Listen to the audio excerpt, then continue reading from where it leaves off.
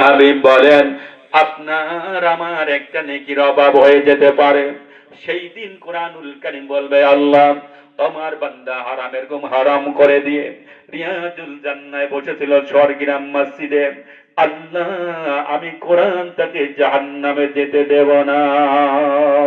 এই জন্যই মাহফিলে বসা লাভ আছে না লস? এই জন্য শেষ পর্যন্ত আমরা থাকবো, কথা বলেন ঠিক কিনা? এই জন্য আসুন আল্লাহর বান্দারা, আমি বেশি আপনাদের কষ্ট দিব না, যেহেতু আমার ভাই মাওলানা গোলাম আজম সাহেব আপনাদের সামনে চলে আসবেন। কয়েকটি কথা বলে আমি বিদায় নিব। সেটা হলো, আমি আপনাদের সামনে কোরআনুল কারীম থেকে দুইটা আয়াত তেলাওয়াত করেছি, সূরা আস-সাফ থেকে 10 এবং 11 নম্বর আয়াত। এর উপরে কয়েকটি কথা বলে আমি বিদায় হয়ে যাব। কথা বলেন তো দেখি, আমাদের এই দুনিয়া থেকে বিদায় হয়ে আখিরাতের জগতে যেতে হবে কিনা? কথা বলেন, আরো জোরে বলেন, যেতে হবে কিনা? আল্লাহ রাব্বুল আলামিন বলে বান্দারে, ইন্নাল্লাযীনা আমানু ওয়া আমিলুস সালিহাতি কানাত লাহুম জান্নাতুল ফিরদাউসি নুজুলা। আল্লাহু আকবার। আল্লাহ রাব্বুল আলামিন বলে বান্দারে, ইন্নাল্লাযীনা আমানু, তোমরা যারা ঈমান এনেছো, আমিলুস সালিহাত, নেক কাজ করেছো, সৎ কাজ করেছো, আমি আল্লাহ রাব্বুল আলামিন তোমাদের জন্য সুসংবাদ দিলাম, কানাত লাহুম জান্নাতুল ফিরদাউসি নুজুলা। আল্লাহু আকবার বলে।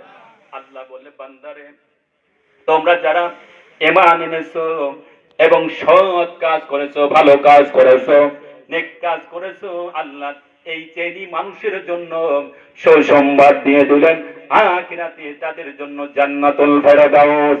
এই জান্নাতুল ফেরদাউস আমরা চাই কি চাই না? কথা বলেন, কারা চাই? একটু তো হাত তুলে আল্লাহকে দেখান। লিল্লাহু তাকবীর, লিল্লাহু তাকবীর। আল কোরআনের আলো, আল হাদিসের আলো, কোরআন আছে যেখানে, লিল্লাহু তাকবীর। আলহামদুলিল্লাহ। তাহলে আমরা সকলে জান্নাতুল ফেরদাউস চাই, নাকি বলেন? তাহলে জান্নাতুল ফেরদাউস পেতে হলে শর্ত আল্লাহ পাক দিয়েছেন। 1 নম্বর হলো ঈমান আনতে হবে, ঠিক না? তারপরে ওয়া আমিলুস সালিহা, নেক কাজ করতে হবে। এরপরে ভালো কাজ, নেক কাজগুলো আমরা বুঝি না, আল্লাহর হুকুম। ঈমান তো আমরা সকলে এনেছি, এনে নাই? সকলে কিন্তু এনেছি। আপনার দেখেন, এই বাংলাদেশ 90% মুসলমানের দেশ।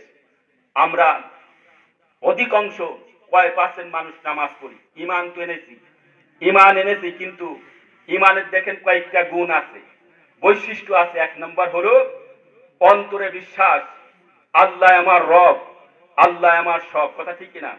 মুখে স্বীকৃতি দিতে হবে মুহাম্মদ রাসূলুল্লাহ সাল্লাল্লাহু আলাইহি ওয়াসাল্লাম আল্লাহর বান্দা এবং রাসূল। কথা ঠিক কিনা?